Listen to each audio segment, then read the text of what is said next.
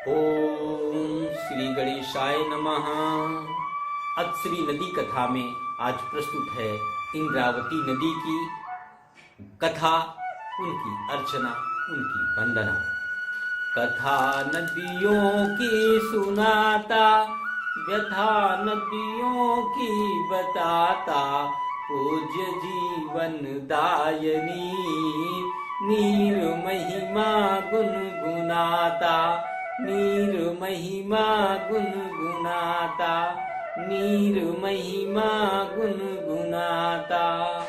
वाल्मीकि रामायण, ऋग्वेद एवं पौराणिक ग्रंथों में इस पूज्य नदी का वर्णन मिलता है, जिसे स्वर्ग के अधिपति इंद्र के नाम से इंद्र नदी के रूप में जाना गया।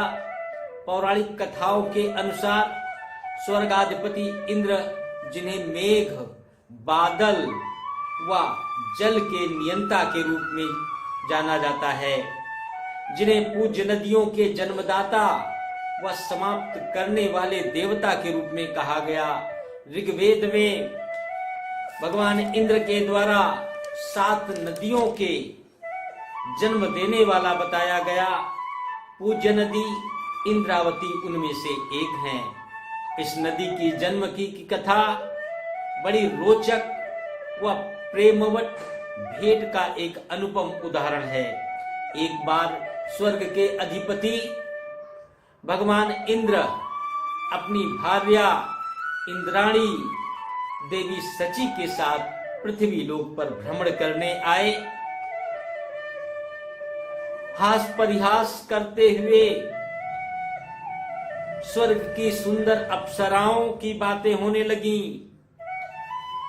उनके सौंदर्य, नृत्य, संगीत, आमोद प्रमोद की चर्चाओं में अप्सरा उदंती पर बात आकर ठहर गई, जिस पर भगवान इंद्र का विशेष स्नेह था।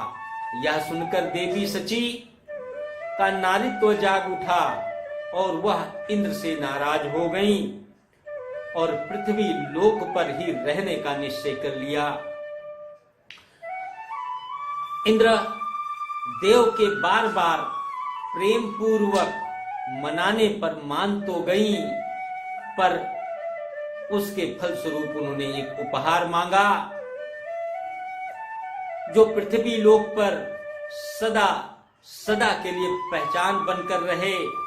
तब इंद्र देव ने इस पूज्य नदी को उत्पन्न किया और देवी सची को प्रेम पूर्वक भेंट कर दिया और कहा, यह पूज्य नदी हमारे पृथ्वी लोक यात्रा का स्मरण कराती रहेगी और असंख्य जीव जंतुओं, वन उपवन के रूप में, पोषक के रूप में जानी जाएंगी और इंद्राणी की पृथ्वी लोक यात्रा के रूप में पहचानी जाएंगी।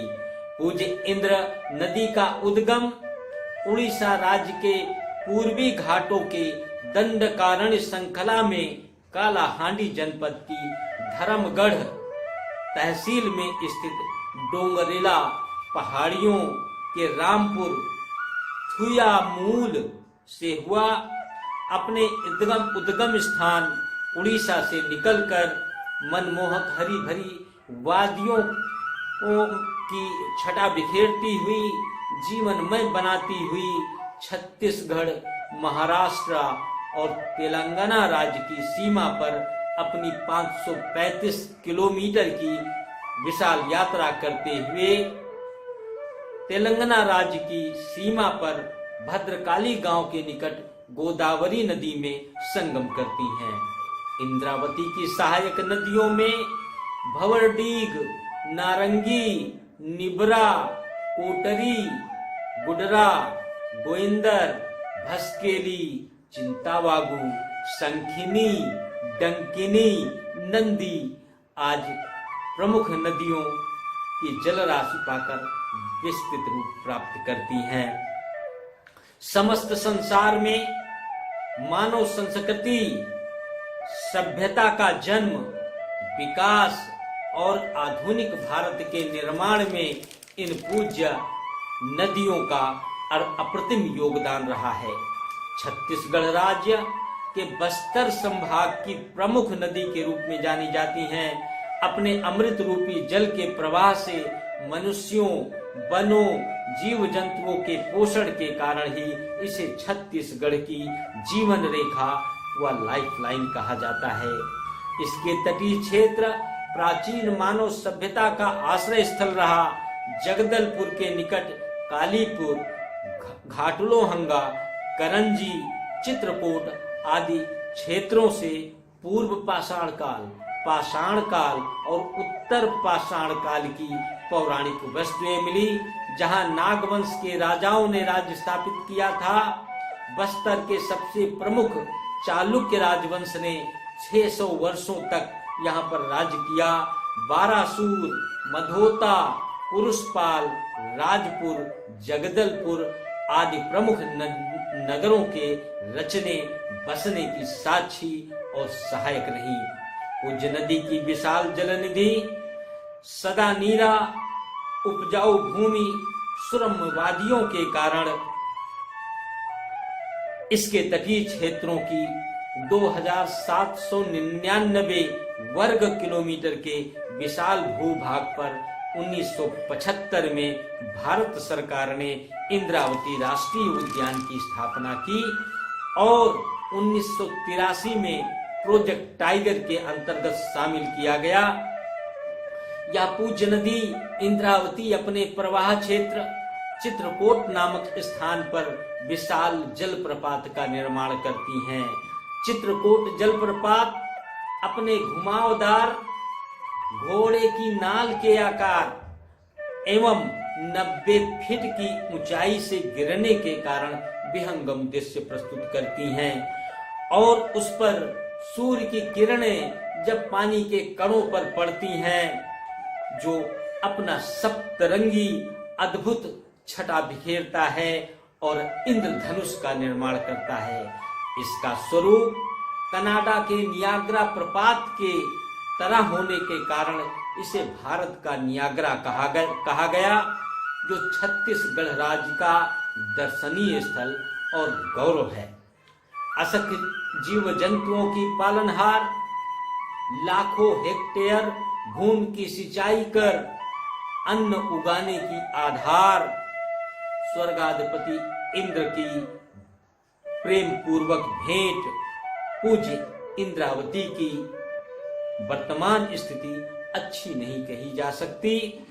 दुख के साथ कहना पड़ रहा है कि वर्तमान में उड़ीसा छत्तीसगढ़ सीमा पर जोरा नाले के साथ अनेक बहने वाले नालों से अनवरत प्रदूषित जल इस पवित्र नदी में मिल रहा है। रेत का उत्खनन, कचरा फेंकना, लगातार बढ़ते प्रदूषण आदि से यह पूज्य नदी अपना अस्तित्व खो रही है। अंत में एक निवेदन, एक प्रार्थना जो अक्सर हम हमेशा करते आ रहे हैं। हम सब मिलकर अपनी क्षेत्रीय नदियों को प्रदूषण मुक्त रखने का प्रयास करें और हम सब यह कर सकते हैं। हम सब यह कर सकते हैं। संघे शक्ति, एकता में बल, नदियों की भक्ति, नदियों की ओर चल। बहुत बहुत धन्यवाद।